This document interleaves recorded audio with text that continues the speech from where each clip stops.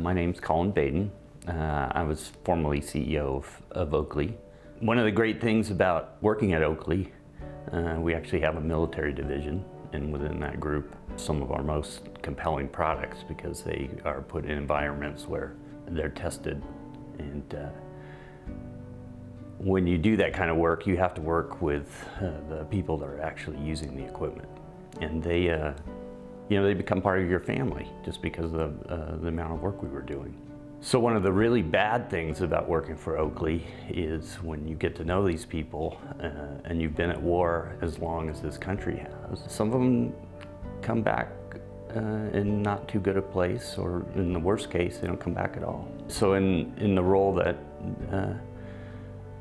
I had, and a partner in crime who actually runs our military division, a guy named Eric Poston, he and I started to gripe about it. And one particular day, I remember we lost a whole group of people that we knew in a RPG accident with a helicopter. And I went home in a dark place, and I woke up, I remember this, I woke up in the morning and I thought, well, if I enlisted, I could take the place of a younger person and keep them from going through what these guys just went through.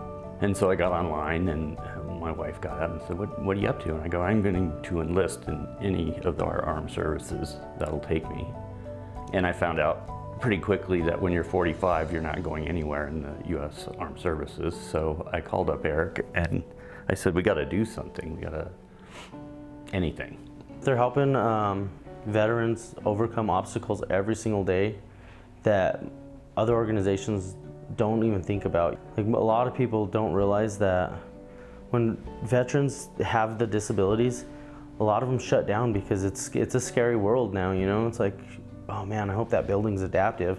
Because like a lot of times for me, and being in like old Colorado City and stuff like that, buildings aren't adaptive because they're trying to keep the history in the buildings. I understand, you know, but in a way it's kind of horrible for the guys that are either paralyzed or have no legs, and they don't have the same access to these buildings and these events and stuff, you know. So Infinite Heroes actually given us the opportunity to get out again and have that freedom that we lost when we're bound to these chairs, you know. So just giving someone their freedom again is the best thing you could do for someone.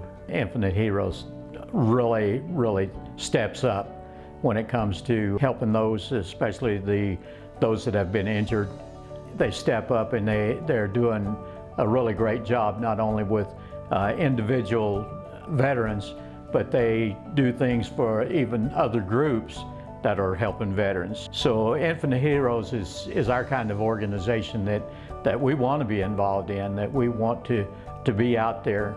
That's what helps us to keep going too, is to seeing our other veterans and their families helped and honored. We're so grateful and so thankful that there's groups like Infinite Heroes and other groups that are really helping them to get through the adjustment period, the PTSD, the involvement when you lose limbs. What hope do you have for a future? What can you do? I mean, how do you get around? How do you enjoy sports? There's so many questions. So these groups are so vital to make a difference in the lives of our veterans. At the beginning of Infinite Hero, when we launched the foundation in Washington, D.C., Eric Poston and I had the great opportunity to go to Ward 64, and it's where all injured vets end up. If you're wounded in the field, you'll be flown to Germany, and all they do there is patch you up so that you can make a flight home. And these guys get medevaced to Walter Reed, and in Ward 64 is a whole community of vets who most likely will spend a year there, and that's the average. And in that year, you will have an operation a day. That's sacrifice. These people have very little. And so the ward is full of children and grandparents and parents and wives, and they have, they can't afford to get a hotel, so they're living in the hospital. So there's this great community of people just running around the corridors. The chief surgeon standing there with 2 babies in his arms, talking to me about, you know, all the great work that they're doing. Eric goes into a room, and there's a gentleman who's lost both his legs and both his arms. And Eric is thanking this gentleman profusely for what he's done for our country.